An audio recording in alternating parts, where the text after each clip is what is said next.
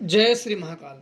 बहुत लोग बहुत ही राक्षसी शक्तियां सिद्ध करना चाहते हैं और आप लोगों ने देखा भी होगा कि कभी कभी देवता और दानव में युद्ध हो जाता है, तो कभी कभी राक्षस दानव देवता पे भारी हो जाते हैं, देवता हार जाते हैं। आपने भी देखा होगा। तो ये राक्षसी शक्तियां भी प्रबल होती हैं, पर राक्षसी शक्तियां तामसिक होती हैं। इनमें अहंकार और अभिमान के कारण ये हार जाती हैं। अभिमान में दुर्गुण होते हैं, अभिमान में ऊंचा हो जाता है और उसमें छोटी छोटी कमियों को वो ध्यान केंद्रित नहीं करता और वो कमियां बड़ी रूप धारण कर लेती हैं। इस कारण वो अपने मैं अहंकार में चूर होकर वो हार जाते हैं। आज मैं ऐसे ही राक्षसों दानवों वाले प्रयोग बताऊंगा जो कि बहुत ही जल्दी, लेकिन हिम्मत है तभी करना। इस प्रयोग के लिए आपको 41 दिन का समय लगेगा और टोटल आपको 43 दिन लग जाएगा। 41 दिन की क्रिया है, 2 दिन आपको भोग रखना है, 43 दिन लगेगा। आपको क्या करना है, किसी नदी के पास जाइए, किसी नदी के पास जाइए और वहाँ मुझे एक बुजुर्ग अघोरी ने दिया था, वो भी मेरे गुरुदेव से मिलने ही आया था। तो मुझे एक बुजुर्ग ने मुझे बताया था यह प्रयोग कि कभी राक्षसों से, शैतानी शक्तियों से अगर काम लेना हो, कभी ऐसे करना हो तो तुम ये प्रयोग कर सकते हो। तो उसने मुझे यह कहा था कि गूलर के वृक्ष, किसी नदी जहाँ बहती हो सुनसान में, जहाँ गूलर का वृक्ष हो और उसकी जो टहनियाँ हैं, जो डाल हैं, वो नदी में झुकी हो। ऐसा नहीं कि नदी के बाहर हो, उसकी जो टहनियाँ हो, जो डालियाँ हो, वो नदी में झुकी हो, उस गूलर को आप करें। और वहाँ जाइए और संध्या के समय में आप पहले जाइए और उस गूलर की विधिवत पूजा करें और गूलर में 1 लोटा मीठा जल डाल लें। चीनी गुड़ डाल के मीठा कर ले, या चीनी या गुड़ डाल के मीठा जल डालें।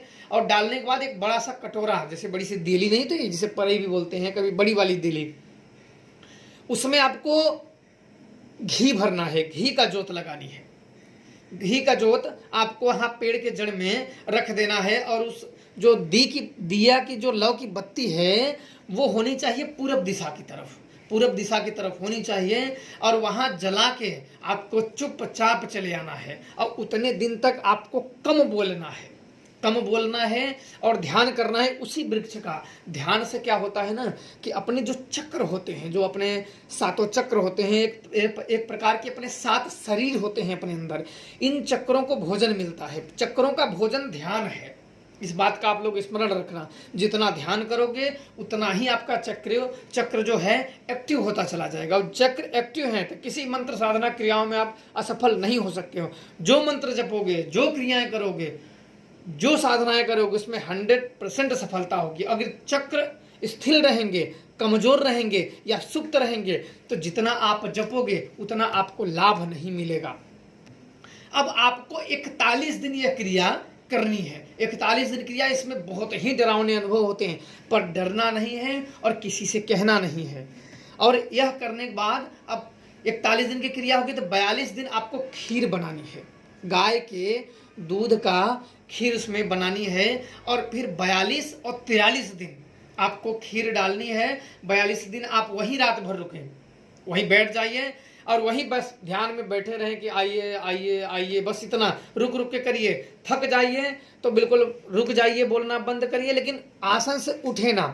और वही 43 दिन, अंतिम दिन में उसी पेड़ में से वो प्रकट होगा, दानव प्रकट होगा और आपको इच्छित वर मांगने के लिए कहेगा। भयभीत ना हो और अपने इच्छित वर मांग सकते हैं। ये अघोरियों का प्रयोग है जो बिल्कुल परिवार से कटे लोग होते हैं, जिनके मरने जीने का कोई मोह ममता नहीं होता है। और ये बहुत ही उच्च कोटि की एक इतना आप मान लो कि ऐसी सिद्धियों का रोक नहीं होता है। जिसके ऊपर चला है सब समाप्त हो जाता है, सब समाप्त, पलक झपकते ही सब समाप्त कर देती है।